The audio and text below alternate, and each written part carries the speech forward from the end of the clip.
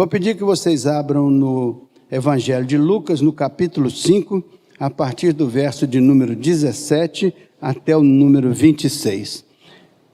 Vamos pedir aos irmãos que coloquem lá. Já está, ó. Então eu vou ler com vocês o texto e depois nós vamos pegar esse texto e entender aqui 3 coisas importantes que o Senhor Jesus Cristo faz por cada um de nós. E como isso que Ele faz por cada um de nós impacta as nossas vidas e transforma as nossas vidas, abençoando as nossas vidas. Então, olhe lá, ora, aconteceu num daqueles dias que estava Jesus estava ensinando numa determinada localidade. E achavam-se ali assentados, olha só quem que estava na plateia. Jesus está ensinando numa casa.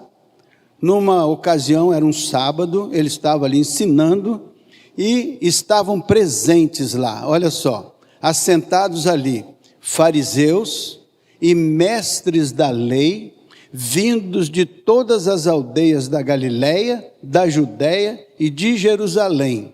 E o poder do Senhor estava com ele para os curar. Ele estava ensinando numa casa.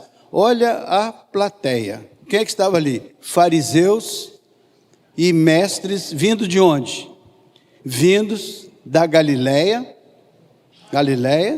da Judéia, embaixo, e olha só, e de Jerusalém, e o poder do Senhor estava sobre ele para curar. Então, era uma plateia especial, que se reunia naquela casa, para ouvir o Senhor Jesus. O que essa plateia especial estava fazendo lá? Será que eles tinham muito interesse em seguir a Jesus ou estavam ali por outra razão? Vamos pensar isso mais adiante. O verso 18. Assim, vieram então uns homens, né? Eram 4 homens, vieram uns homens trazendo em um leito um paralítico e procuravam introduzi-lo na presença lá de Jesus. Então esses homens traziam, né, um paralítico num leito. E eles queriam levar esse paralítico à presença de entrar naquela casa. A casa estava lotada, a plateia era grande. E então eles queriam levar esse paralítico na presença lá de Jesus. Olha o que aconteceu, verso 19.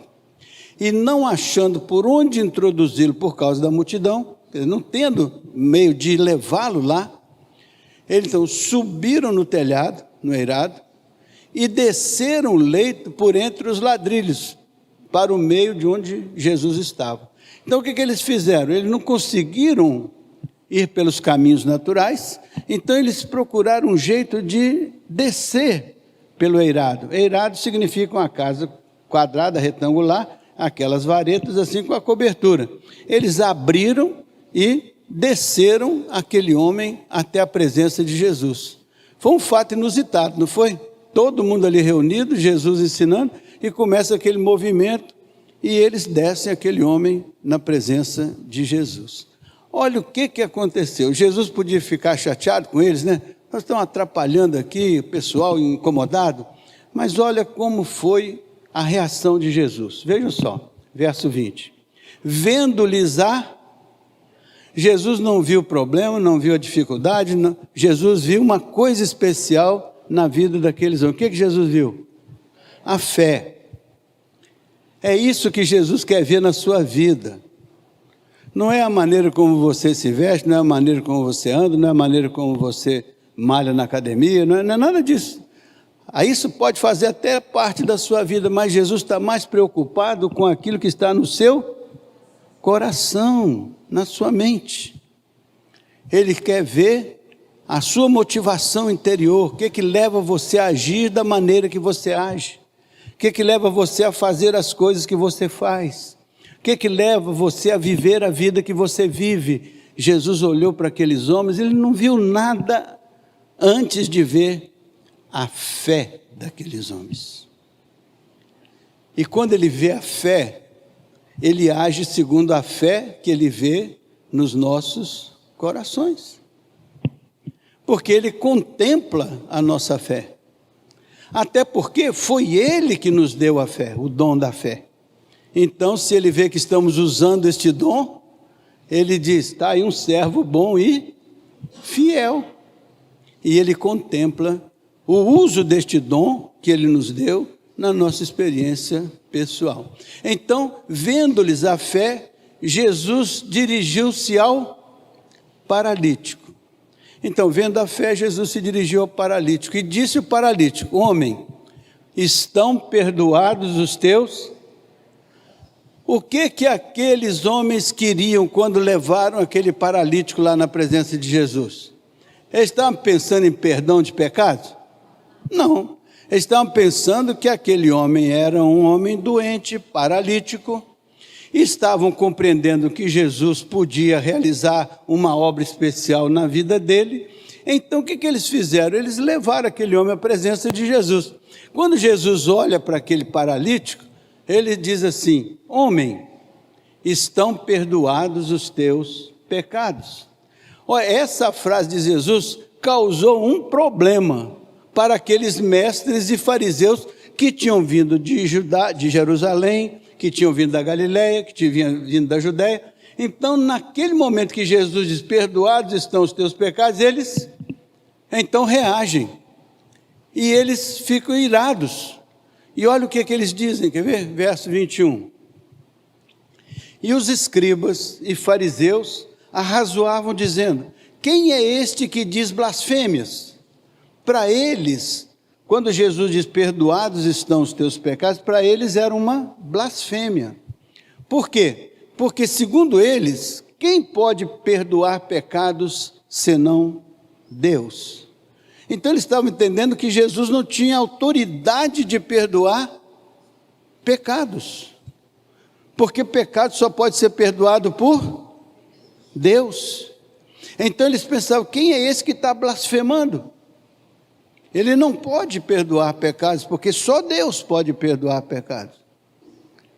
A gente às vezes nem percebe que a gente também é chamado a perdoar pecados. Alguém peca contra nós, alguém faz alguma coisa contra nós, e nós podemos perdoar ofensas, pecados. Mas aqui não é o caso. Aqui é: Jesus perdoa os pecados daquele homem, declara. Eles então dizem: quem é esse? Aí olha o que Jesus vai responder. Veja só, isso aqui a gente vai aprendendo na escola dominical, vai lendo a palavra, vai aprendendo, né? Vai refletindo. Isso aqui a gente vai depois aplicando na vida da gente. O professor da escola dominical é igual o pastor, ele prepara a aula, ele vem aqui, ele vai ensinar com cuidado, com atenção, para que os alunos leiam a Bíblia, entendam a Bíblia e apliquem a Bíblia às suas vidas, né? Então, olha só o que Jesus diz. Jesus, porém, conhecendo-lhes o pensamento, Jesus conhece o pensamento de duas maneiras: pelo que eles declaram por serem fariseus e por serem escribas, eles já mais ou menos definem qual é o seu pensamento, qual é a sua doutrina, qual é a sua compreensão. E então Jesus, além disso, pode nos ajudar a compreender e discernir nossos próprios pensamentos, porque Ele conhece a nossa essência. Ele disse àqueles homens: que arrazoais em vosso coração? Jesus faz uma pergunta: o que é que vocês estão questionando? Eu perdoei o pecado. Então, o que é que vocês estão arrazoando? Jesus já sabia o que é que eles estavam arrazoando, mas ele faz a pergunta. E olha o que Jesus vai avançando, quer ver? E Jesus faz para ele a segunda pergunta: qual que é mais fácil dizer? Estão perdoados os teus pecados? Ou dizer: levanta-te e anda? Não era um paralítico? Um paralítico ali, ninguém tinha dúvida da condição daquele homem, que era um paralítico.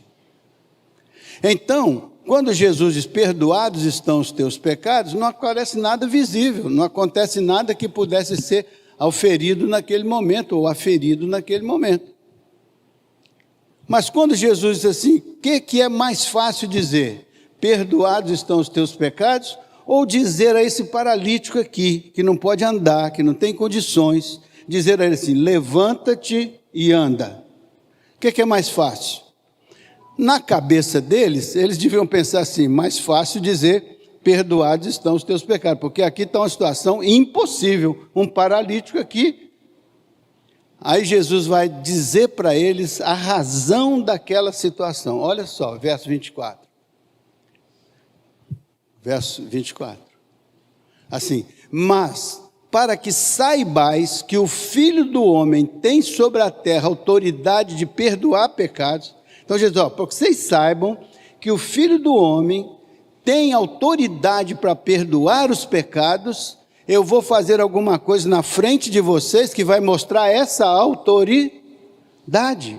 Então diz assim, disse ao paralítico, eu te ordeno, levanta-te, toma o teu leito e vai para a tua casa. Então o que Jesus falou? Eu perdoei os pecados, mas não somente perdoei os pecados, a Bíblia vai mostrar aqui que ele disse, eu tenho autoridade para perdoar o pecado. E para que vocês reconheçam essa autoridade, eu vou declarar sobre este homem uma cura especial, transformadora, instantânea, momentânea aqui e agora. Levanta, pega a tua cama e vai para a tua casa.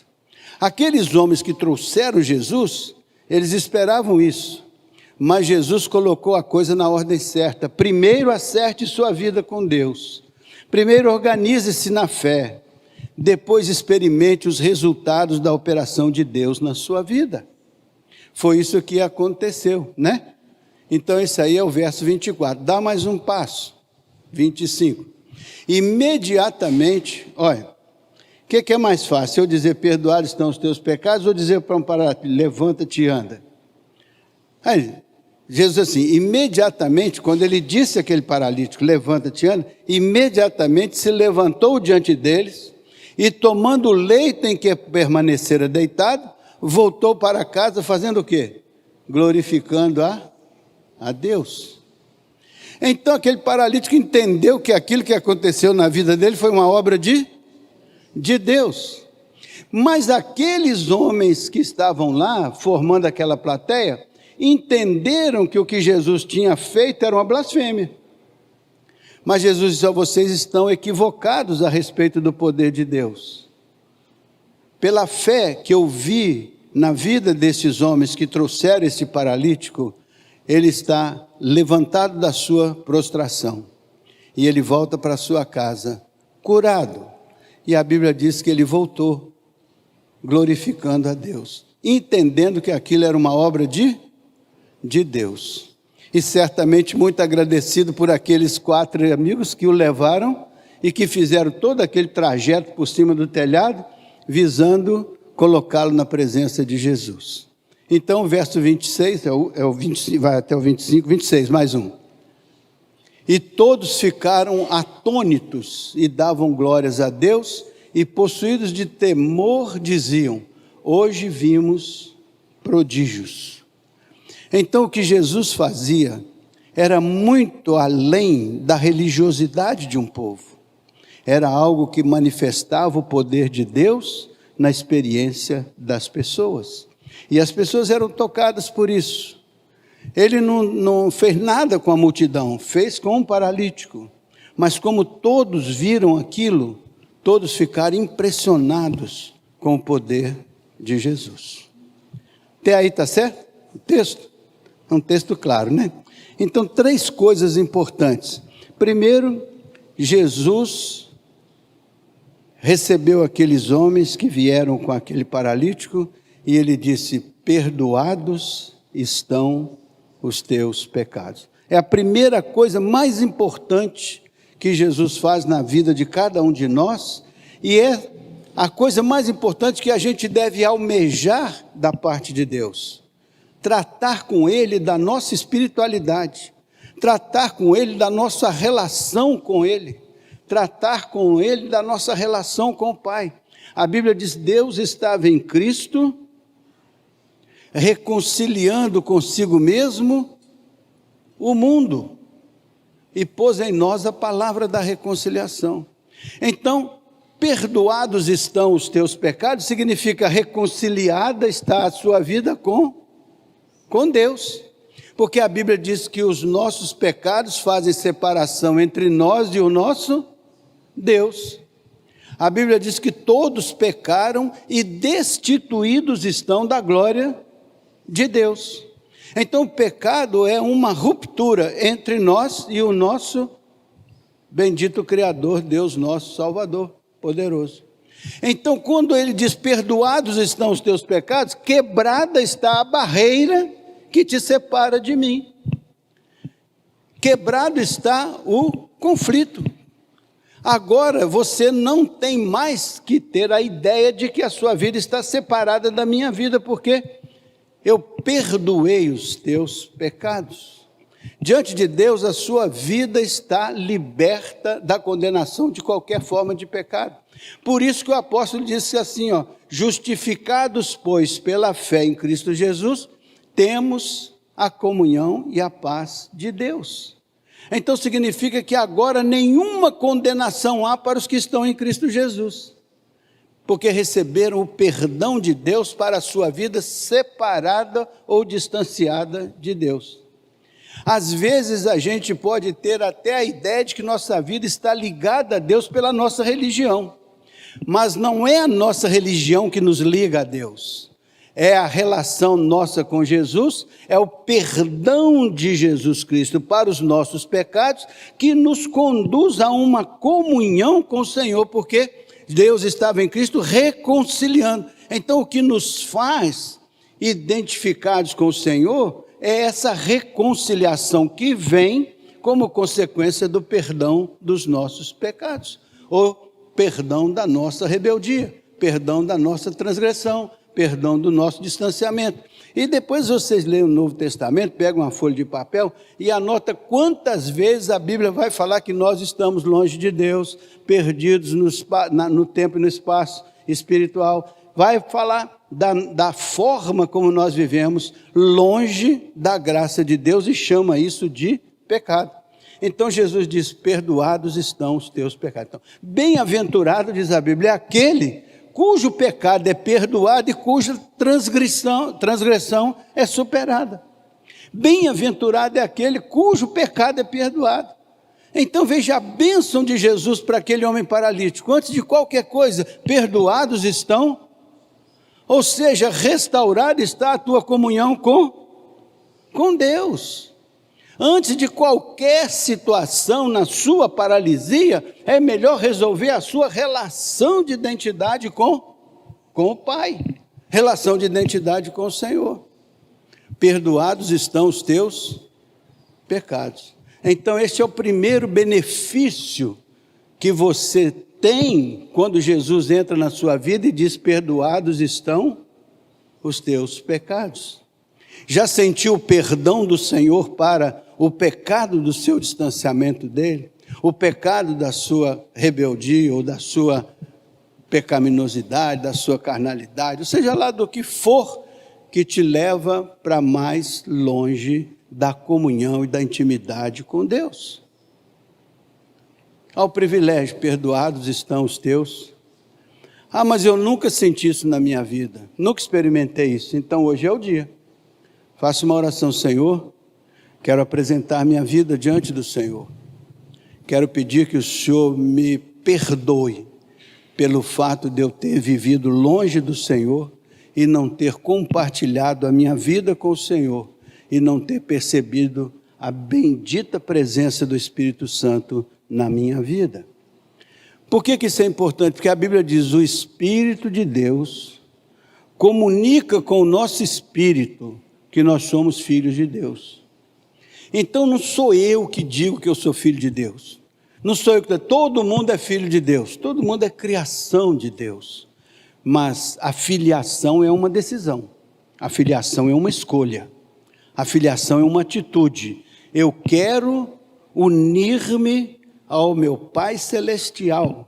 Eu quero ser parte da família de Deus. E eu quero que isso aconteça como um ato generoso da misericórdia de Deus, dizendo para mim, perdoados estão os teus pecados. Aqueles pecados que você apresenta perante Ele e diz, Senhor, trata minha alma, trata minha mente, trata o meu coração, trata tudo aquilo que dentro de mim me afasta do Senhor e faz que eu seja uma unidade com o Senhor. Eu quero ter o Senhor como meu pastor e quero ser ovelha do teu pastoreio. Tira a barreira e traz a comunhão entre eu e o Senhor. Nesta noite você pode fazer esta oração. Senhor, livra o meu coração e a minha mente de estar longe e distante do Senhor. Faz que eu esteja unido ao Senhor. Quero ser ovelhas do teu pastoreio. É isso que é importante. Perdoados estão os teus pecados. Segundo, olha que coisa interessante. Quando ele diz, perdoados estão os teus pecados, ele vai olhar para aquele homem e vai dizer, o que é mais fácil, dizer perdoados estão os teus pecados ou dizer levanta-te? Ele vai dizer levanta-te e anda depois de perdoar o pecado. Ou seja, depois de acertar a nossa vida com Deus, Ele começa a trabalhar na nossa vida, naquilo que a nossa vida precisa ser trabalhada. Naquele caso, era algo que ali Ele estava fazendo para abençoar a vida daquela pessoa. Mas muitas vezes Ele vai fazer algo na nossa vida diferente do que mandar a gente levantar e andar. Ele vai mandar a gente talvez parar e dizer, vai lá naquele a quem você ofendeu e peça o perdão dele, assim como Deus lhe perdoou. E aí você fala, puxa, mas isso é muito difícil.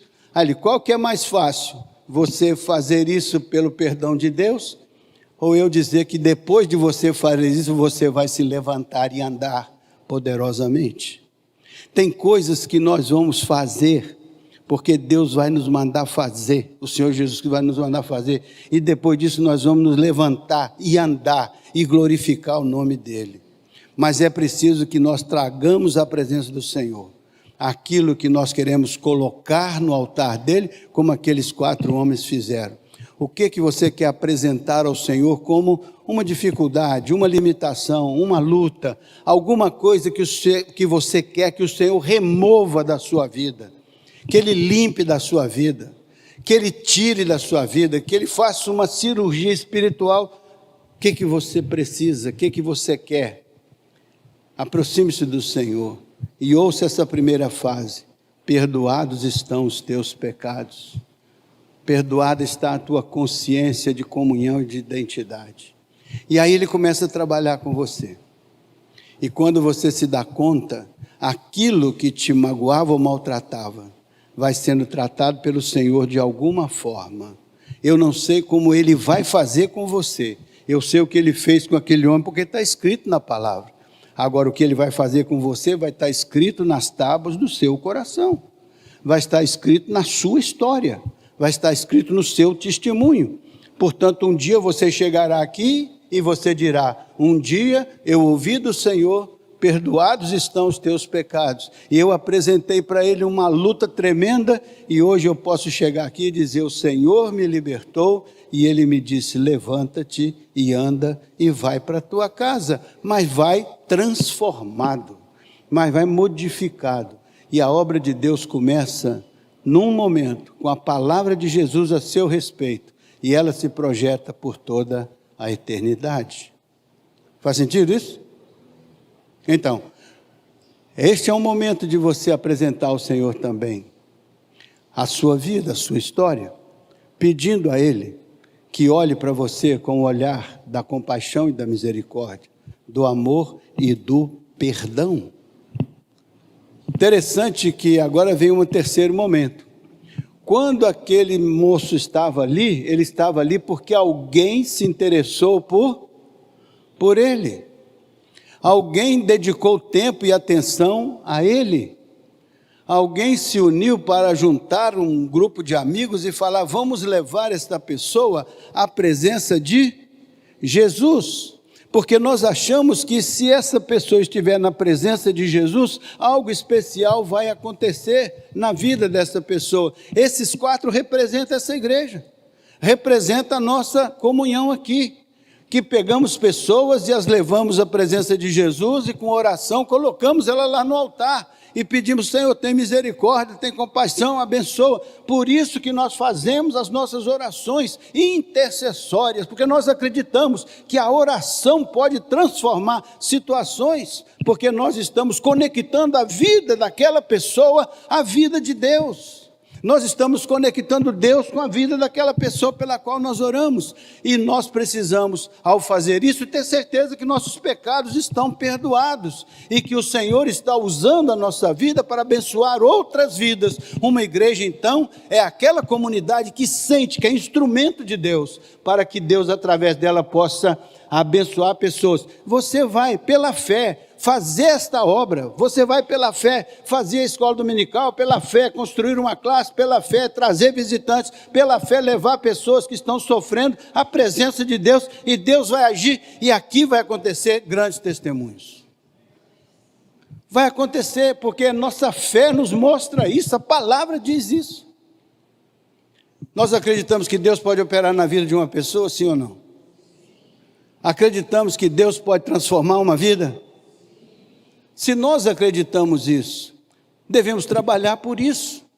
E Deus deu para aqueles homens a bênção de não serem paralíticos, porque assim eles podiam ajudar um paralítico.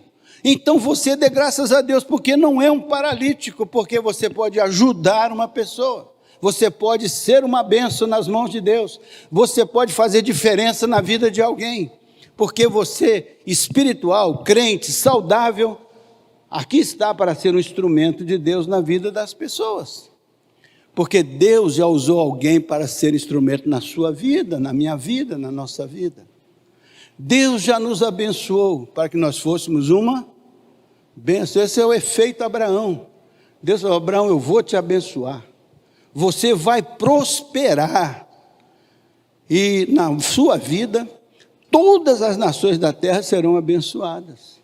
Então Abraão foi um homem rico, mas não foi rico para gastar nos seus deleites. Foi rico para ser o líder da criação de um grande povo, que vai honrar e glorificar o nome do Senhor. Deus te abençoa para você ser uma bênção. É para isso que Deus abençoa a gente, para a gente ser uma bênção. Então diga: Deus me abençoou para eu ser uma bênção. Esse é o seu conceito. Essa é a sua compreensão. Deus te abençoou para você ser um manancial de bênçãos. Deus me abençoou um pouquinho, você só um pingo d'água no deserto. Mas seja um pingo d'água no deserto. Um dia tinha uma andorinha ajudando a apagar um grande incêndio. Um incêndio imenso, então o pessoal fazendo aquela confusão todinha para apagar o incêndio. A andorinha ia lá no lago, pegava com o seu biquinho uma gota d'água, chegava lá e jogava ali a gota d'água no incêndio, voltava lá, pegava uma gota d'água, chegava lá, jogava no incêndio. Aí um curioso parou e perguntou assim: para que você está fazendo? Estou ajudando a apagar um incêndio.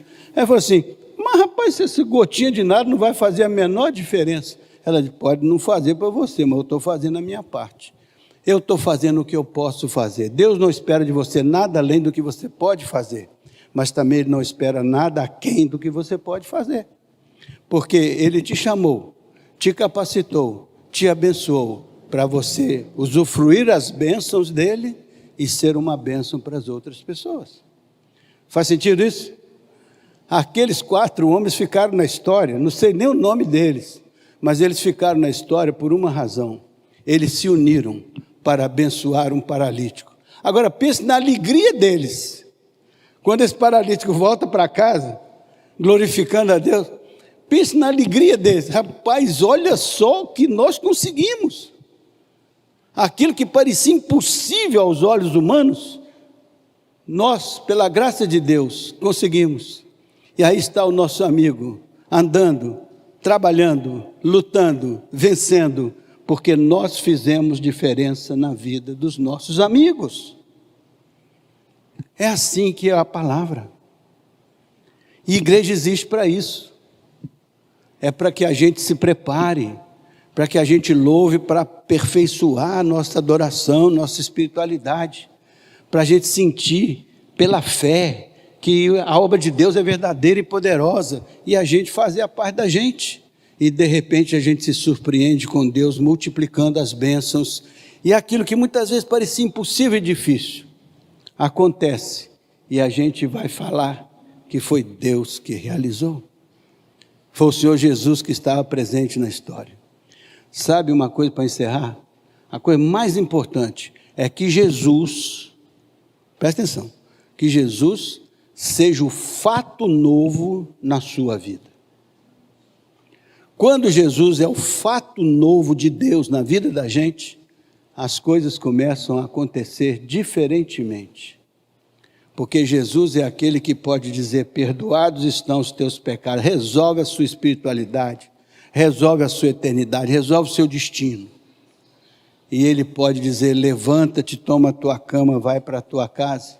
Ele pode dizer isso, Ele pode falar isso, porque Ele tem autoridade.